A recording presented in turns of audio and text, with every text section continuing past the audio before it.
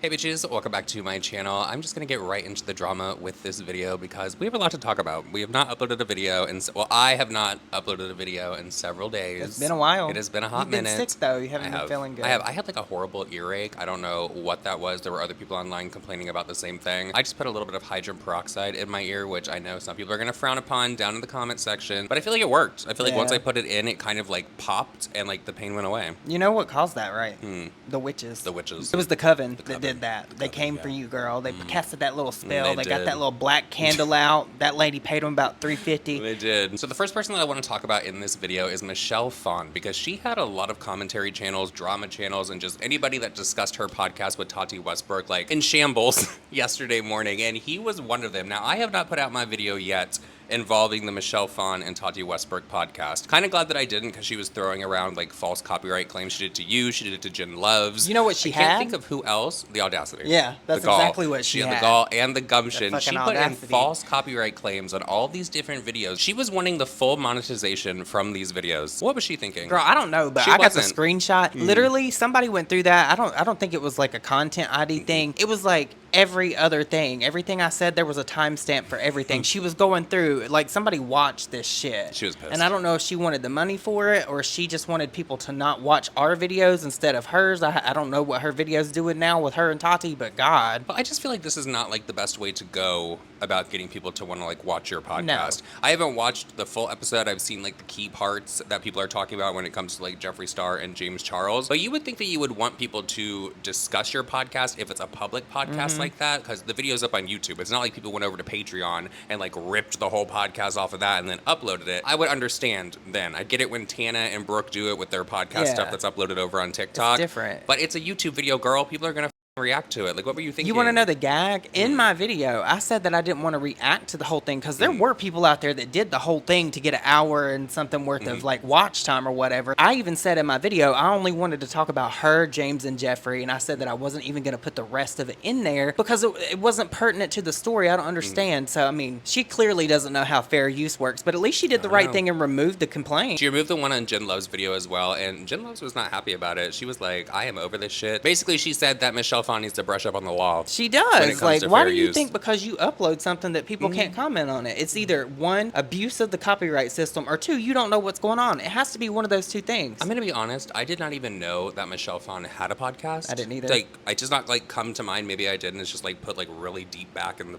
archive. Get ready with me as I talk about my new podcast. So I just launched my new podcast, and the reception has been so much better than what I anticipated. In fact, I actually didn't really have much of an anticipation for this podcast. I didn't really have an attachment to an idea of an outcome. I think for me, I try to avoid setting myself up for failure by having expectations.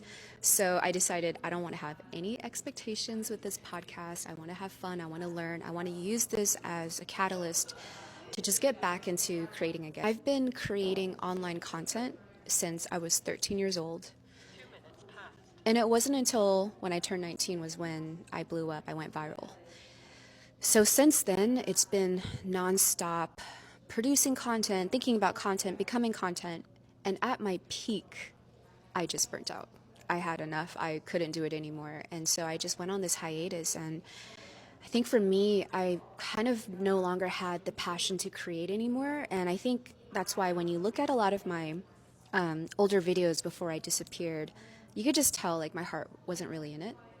So me coming back now, it is different because it's not like I don't necessarily feel an obligation to create.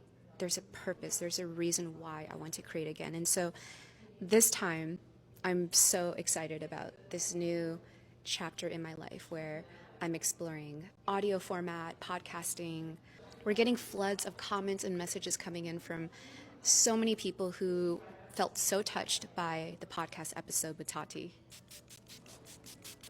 I think what made the episode so special is that Tati felt safe to open up and to really share. And I find that a lot of other shows that I see, it tends to lean a bit more aggressive. Like people try to like pry a story out. And I think for me, that's not really my philosophy. I'm a big believer in if you're ready to tell the story, tell the story. It's not my story to tell. I'm all about creating a safe space where people feel like they're in a trusted space where they can open up, they're not going to be judged. And I believe my community, they are so understanding, so empathetic, so emotionally intelligent. I find that they encourage you to be more authentic and vulnerable. So it was really great getting all these amazing snippets and gems of wisdom from Tati. I mean, she's so good at her one-liners. I mean, she's so eloquent and beautiful, and you could tell, like, this girl has such, you could just tell she has a good heart. You know, like, vibes don't lie. I'm a big believer in vibes don't lie, and I just knew, you know, when I met her in the beginning and even reconnecting with her on the podcast, I still felt that. I still felt this beautiful, genuine heart. And so I hope her story of perseverance and never giving up, I really hope that episode inspired you to, you know, persevere, never give up, and be brave when you're faced in front of challenges. Because I find that once you overcome those challenges, this is really, truly where growth happens. And you can't run away from it. You have to face it eventually, right? So it's been really cool just seeing the positive response to my new podcast. And I have a new one coming out every single Tuesday, so make sure you follow me. Last I heard of Michelle Phan was that she like joined a cult. She was a cult leader. Yeah, and, she was like, praying the person, people out of wheelchairs, girl. I don't think she was the one that prayed the person out of the wheelchair. I think it was the person that she was like studying under. But girl, No, she said in that story. Talk about a comeback. Remember, she was talking about essential oils and how it's supposed to fight COVID and all this different shit. And then she got into talking about how her and people prayed for hours and this guy walked out of a wheelchair. Michelle Phan has worried fans and sparked speculation that she might be in some kind of cult after posting a truly bizarre series of Insta stories where she makes some absolutely wild claims. Now, you may know Michelle as one of the first truly big, successful YouTubers. She started in 2007, and she was pretty much the first to secure the beauty brand bag, you know, long before all the YouTubers were at it. You know, she got that L'Oreal money early on. She's very successful. She seemed to be doing great. And then she posted these Insta stories. So let's take a look at them. Now, I'll read these to you, and you'll notice that they start off okay, and then they just get more and more unhinged as they go on. So she starts by talking about how she's at some sort of wellness retreat. It's very long, but it's worth me reading all of this to you so you can just see the decline. So she starts by saying, wow. Taking time absorbing everything I've experienced in the past 7 days. I've never been around so much loving energy. It was truly healing. I've always resonated with Dr. Joe Dispenza. No, I just want to say, if there was going to be a guy who was running a hypothetical cult, and I'm not saying this now, this is unrelated to this story because I don't want to get sued, but if there was, Dr. Joe Dispenza would be up there on my list of names. I've always resonated with Dr. Joe Dispenza's story on how he transformed himself using brain and heart coherence. His story is so inspiring. He was in an accident that broke his spine, was told he'd never walk again, but he did not accept that as his truth. He reprogrammed his mind, and now he walks and shares his experience on how he did it. Already getting into some strange territory. We then flip to the next Insta story page where she says, quote, one more note, this meditation retreat is not one of those relaxing spa ones. My friends think I'm relaxing and chilling. Nah, bro, I'm working. I'm clocking in 4 hours of sleep every day, waking up at 3 a.m. to meditate for 5 hours straight. No breaks, not even for the bathroom. Gross. I'm up at 3. I'm meditating. We're all just shitting ourselves. There is piss everywhere. Then we eat, then learn science for 2 hours. What are you guys learning? Just science. We eat, learn science for 2 hours, then meditate again. Then break, and then meditate again. It's work. So getting a little bit more strange. And then we flip to the next Insta story, which simply says, I healed a man who was in a wheelchair for years. And then we flip to the next story that says, he's not only walking now, but dancing with joy. Like, I will say the podcast was good. I feel like the banter and the rapport between her and Tati was okay, but like... The next person that I want to talk about is somebody who literally broke the internet and a scale, and that is Nikocado Avocado, because he has come back and he has uploaded, like, I think it was like 2 years that he said that he was gone and he was just like uploading old content. There are some like flaws in that though, because people have timed up like, no, you were having drama with this person during this time and this person during that time. I'm happy for Nikocado that he lost all this weight. I'm just not as surprised as everyone else because I know that we've talked about it before. Other channels have talked about it before. We all thought that Nikocado was going to go away and he was going to do some kind of like TV show and he was going to lose all the weight and he's going to come back. What I'm really impressed about in this situation is that there are no scars on that body that you can see. So I don't know where they would have done it because I don't see nothing when he's dancing around on the arms. He lost 250 pounds. A whole that's person. Like, that's two people. Yeah. He weighs 158 pounds now. That's less than me. Yeah. That's insane to me. I never thought that there'd be a world. It's great that he lost weight and he's getting healthy, but I'm not going to sit here and pretend that it's like groundbreaking. Oh my God, like let me like worship the ground that you lost fucking some walk weight. on. Because he was literally engorging himself in food and playing into feederism. And somebody put out on Twitter, and I'll never forget it now, and every time I look at him, I see it. They said that he might have been playing into the feederism thing where you eat until you shit, and basically you're eating while you shit yourself. I think Foodie Beauty is into it as well. That's why she always Yeah, farts. like where she'll fart when she's eating. That's so disgusting. Yeah. Did you see that Nikocado uploaded another video with that hungry fat chick, and she's just sitting there with her gut hanging out, and he's sitting there like filling his face full of food? You're going to be 250 pounds again, Nikocado. Maybe that's the point. Maybe he wants to gain it because obviously he's figured out a way. People are saying it's the Ozempic, and that's how he lost the weight. And other people are just saying that he did it like gradually over the 2 years that he was gone, saying that he was uploading this old content. It's wild that he got 23 million views on that video back, just on one video, and then the other one, when I looked, had 7 million. Well, let's talk about this video real quick because he opened the video by wearing a panda head, and if you followed that whole Stephanie So drama that happened, her husband wears a panda head to like remain anonymous online. So people thought that was very creepy because it's how many years out from that drama now? Like it's been a while, like a hot minute. Well, there was a whole bunch of stuff that happened between them because apparently she accused him of filming in her house and doing all kinds of things that she didn't want him doing, and she dragged him. I had forgot that I even made a video about that. Girl, the moment that I saw her thumbnail where she was sitting down and posed with the tears, and it was a perfectly edited photo, the skin was smooth, everything looked great, and she's like, I knew some bullshit was about to ensue. That's all I knew. Nikocado had it out with Zach Choi and everybody back in the day. There was a ton of people that Shit he had on it Trisha out Paytas' with. couch. Yeah, he shit all over her couch, girl. Some people think that Trisha actually knew about this and that she was kind of like behind the scenes with him like along the way. Nikocado his story is crazy because he was like so like vegan before, and he was like so like thin, and he just went like totally the opposite way. You know what, I didn't know him. He had said that it was like he was just only doing it for like 5 more years, and then he was gonna have all his money and just like retire. Oh. So I don't know if is he still actively posting. I'm not sure. I don't know. I read that there was a whole like conspiracy about him just because he went like 2 weeks without posting anything. I don't know if he ever came back. He must have, right? Otherwise, I feel like we would have heard he's still not posting. I don't know. I just like, don't hear about him So ever. we never hear about him, but when we check, he always posting. Is he? Because he has like 5 to 10 channels. He does have a lot of channels. He's super smart though. He told me about that too, how they all make the same amount of money.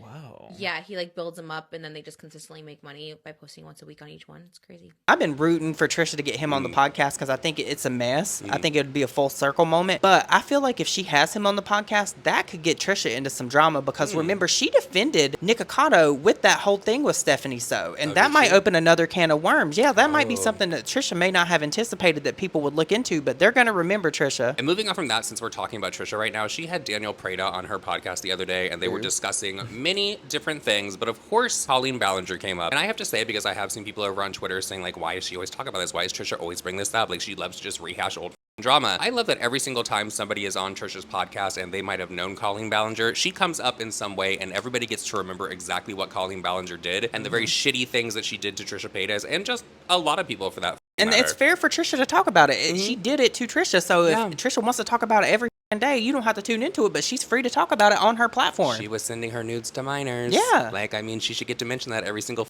chance that she wants, okay? And admitted to it. Admitted to it. That's weird. Good, you know what I mean? And I've like pushed myself out of my boundaries more to have friends for Malibu and stuff. Yeah, I mean, I think that's good. And as a mom, that's going to continue to shape things. But also, you were hurt recently, you know, and that sucks. But that's not, there are great people out there. You just like, luckily, I feel like you didn't get probably as close as you were going to be. Yeah.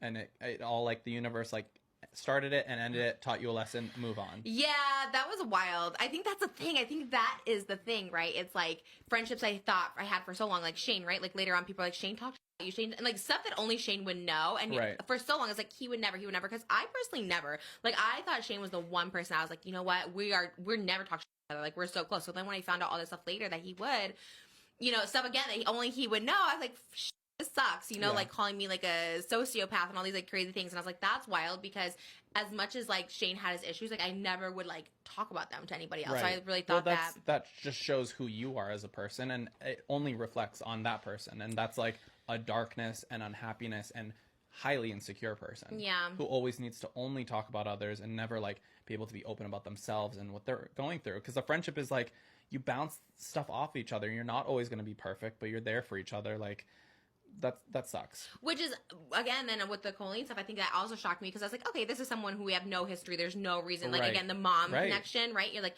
oh, our kids got together. They're around the same age. Like, it's perfect. And then to find out, like, this person who I wasn't even close with, right? Just, like, sending my nudes to people and talking, like, I was just like, this is what, like, all the while inviting me over to her house and stuff like that. So that's why, I really didn't, like, talk to anyone for a while or trust anyone because I was just like, okay, like, this is someone who I thought was, like, so unproblematic and, like, whatever. And then it ended up being, like, so nasty to me for, like, what? Like, why? Respectful. Were those all things that happened recently, or was this, like, kind of, like, a couple years ago? A couple years ago. So it was around 2021. It was definitely after she gave birth. Oh. Yeah, okay. It was like a month after she gave birth to her first son. Okay. Was at least the ones I saw, the text messages that I saw. So I was just like, damn, you just gave birth and you're like couldn't imagine. Like, I gave birth 2 years ago. I gave birth 3 months ago. And I'm like, I couldn't even imagine, like, downloading someone's nudes and sending them to, like, my little, like, fan. Like, that's so weird. It's so odd. And that's why I was like, and it was so scary and so violent. And I was just like, oh my God, maybe everyone's weird. So I shut off everyone, basically. Because at that time, everyone did reach out. And I was like, I'm just shutting off everybody. Yeah. And I still am very that. I'm very you're guarded, for sure. But it's hard with people who are in the industry, I guess, and have been in the industry and successful for a long time.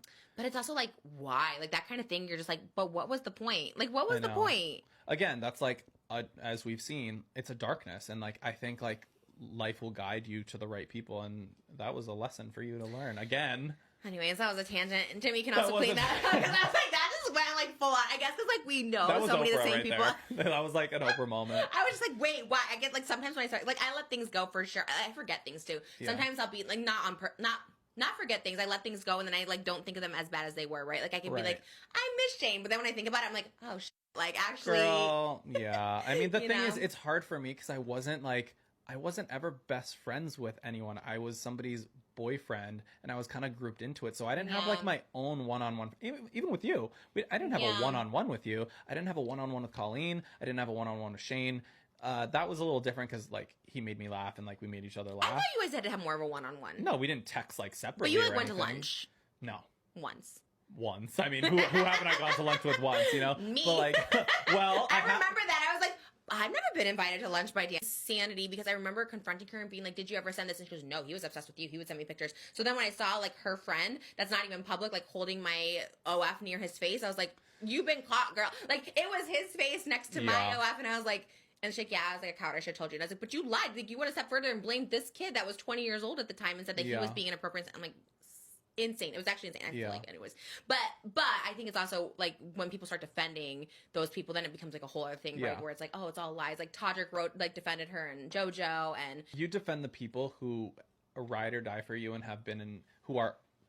You need to stand up for the truth no matter what. Yeah, like if you love somebody, you can still love them and call them out, and even if it's, like, done in private, you don't need to publicly defend them. Yeah. There have been many times where I've given advice where I'm, like, a solid person who's not necessarily involved whatsoever. Yeah. And I love that about myself. I can be a rock to people. Yeah. Even behind the scenes, but, like, I'm not gonna lie and publicly defend somebody. No, I over agree. Their actions. That's crazy. Even now with this, and I think Wendy Williams always gave the best quote about it too. She's like, she can't be friends with celebrities, right? Because she talks about them, so you can't. So I feel like that with influencers too. There's people that I'm friendly with, but, like, if someone does some effed up shit, you kind of have to say it, right? You have to say it because it's, like, truthful. It's, you don't want to be inauthentic to your viewers. Right. But at the same time, I always appreciated when, like, people called me out, because even if I didn't mean something, right, with the trans video, right, at the time what I was trying to say was, like, not what was being out there, but just hearing how people are like, the way you said it, it's like, the honesty is, like, what you need. Otherwise, I just thought, well, this is not what I meant. People know that's not what I meant. Yeah. But I think when you hear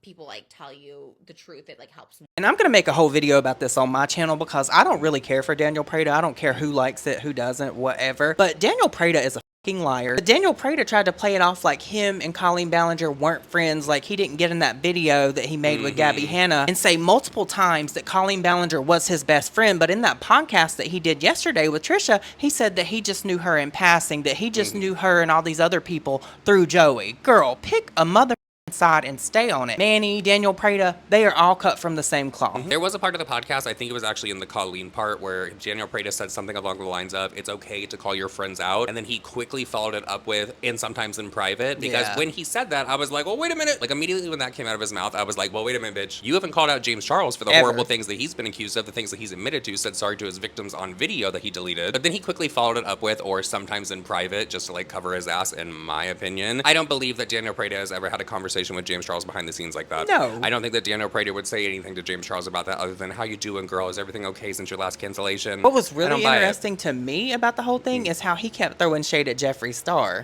Daniel Preda has always had smoke for Jeffree Star, and I really don't know. So. I mean, rightfully so. Why? Because Jeffree Star is not a good person, girl. No. He's not a good person. But a broken clock is right twice a day. He is right about James Charles. And you know, Jeffree Star, he was just live the other day talking about how James Charles is attracted to kids and called him out by name saying that. I do appreciate, and I've said this every single time that Jeffree brings this up, I love that Jeffree does not take his foot off of James' neck when it comes to that and stuff. But Jeffree is a shitty person. Yeah, no, he's a piece of shit 100%. He's not a great person, but a broken clock is right twice a day. And some people could say that about us. People that hate us, we can be right about some things to them and wrong about other things. But well, no, that's why I said the other day, shit recognizes shit. And majority of the people that we discuss on this channel, in my opinion, are shit. Yeah. So I talk about them. I mean, I hate to move the topic of this video, but I've been wanting to ask you and I hadn't had a chance. Do you know that there is a whole conspiracy theory that Michaela Nogueira has passed away because she hasn't uploaded in 5 days? Well, I actually heard the reason that she hasn't posted is because Huda Beauty called her out for like wearing a filter or something while reviewing her foundation. She said it actually felt like she was wearing foundation, and so it didn't go over well with the TikTok people. I don't know. I think Michaela Nogueira is on the swan. I think it's crazy that Michaela can't be gone from the internet more than like 5 days without people making up some kind of like something happening to her, especially saying that she's dead or whatever. Oh, girl, that reminds me of when she was going through the drama with Lashgate, where she literally came online when she literally came online and lied to millions upon millions of people about a mascara so she could get some money. There were people making TikToks because she had not posted in a few days. Like, girl, we're worried about you. How are you doing? How are you holding up, girl? Don't let this get to you, blah, blah, blah. Girl, she came online and lied. The excuses that people make for these influencers that literally lied to their face just because they like watching their content is like crazy. It's like, please lie to me. Like, keep smacking me in the face and please lie to me. Another thing that Daniel Preda actually brought up, because you know he did the show Escape the Night with Joey Graceffa. Well, Trisha was never on that show. And apparently YouTube denied her 4 times to be on that show. That's crazy. That is crazy. But could you imagine if Trisha Paytas was on the season with like Gabby Hanna and Nikita Dragon? That would have been terrible. All that. I mean, do you really blame them though? Like, I love Trisha. She's messy. She is. Do you remember when she did that a whole like 100 layers of on her face? Like that is one of the most disgusting videos. That was not art. Trisha Paytas. I am very squeamish. Camp. And that was not camp, girl. Back in the day, you could upload anything to YouTube. It was like anything goes up My on here. favorite though is when she uploaded that video. I think it was titled like Laura Lee you or something. But her having Daniel Preda on there just kind of like threw me. I never anticipated that. I feel like he was a horrible co-host because he didn't bring the energy that I'm used to. I kind of feel like that's just him. I personally have just always found him a little bit boring. You know what's so crazy is he likes to get on here and he was throwing shade at Jeffree, and rightfully so. Jeffree Star is a piece of shit, but what is Daniel Preda?